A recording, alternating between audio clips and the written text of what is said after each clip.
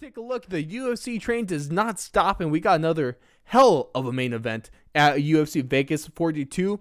Max Holloway versus Yair Rodriguez, and something that's sure just to be an absolute banger. But Blake, it's a good looking card. On paper, at least it might, some of the, at least the prelims might look a little lackluster, but I wouldn't say it, because there's some big names on either part of the card here. You got some veterans in the co-main event, Big Ben Rothwell right there, and you got a women's, like, one of the longest tenured and consistent women's fighter in Felicia Spencer coming up right there. And so it's that time of the week, Blake. Give us your bangers. All right. We're going to go with the prelims first. Cannot pronounce this dude's last name, so bear with me. Kennedy Nchezkwu. Yes. Sorry. I don't. Maybe the Z isn't pronounced there. Nchezkwu That's probably closer. versus Jung Da-un. These guys are light heavyweights.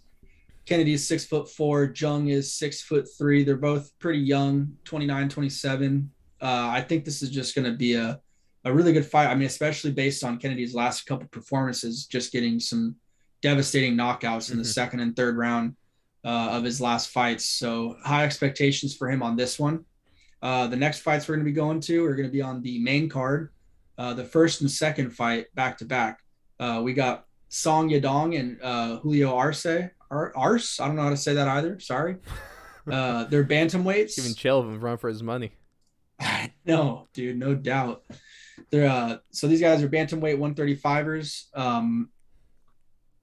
Song Yadong is usually always an entertaining guy to watch. So I have a good feeling about him. Julio, I believe in his last fight, got a KO against Andre Ewell.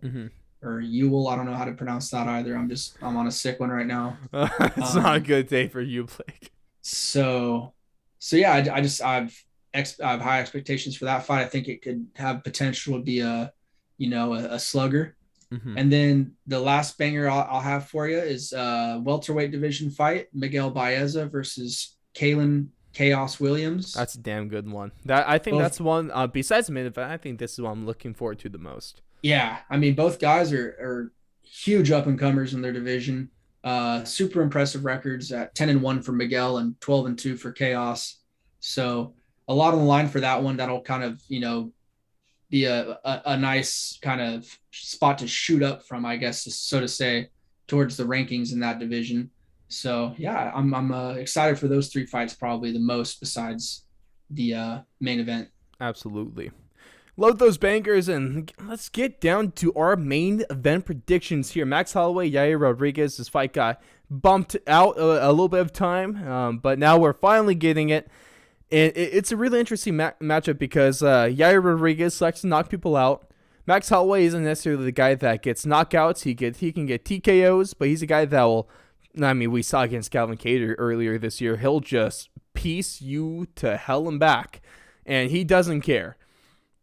Yair Rodriguez, and we've also never really seen Max Holloway get his chin cracked. His chin hasn't really been tested before. He hasn't been knocked out. Dustin Besides that, really. And that was also a lightweight too, so maybe a little bit, you can maybe throw Max a bone there, but dude, this is one hell of a fight. Does Yair Rodriguez have what it takes to get it done, or do we see the trilogy fight between Max Holloway and Alexander Volkanovski? I think Yair, he has a chance to get it done just because of how explosive of a fighter he is and how he can finish the fight at any given moment, basically with any limb on his body. But I think I'm leaning towards a third round TKO for Max in this fight. I just think he's going to break him down and make Yair quit in the third. If Max is any bit as good as he was in January, this isn't really going to be that close of a fight, because Max Holloway is arguably the best striker in MMA, definitely the best one, at least in the featherweight division.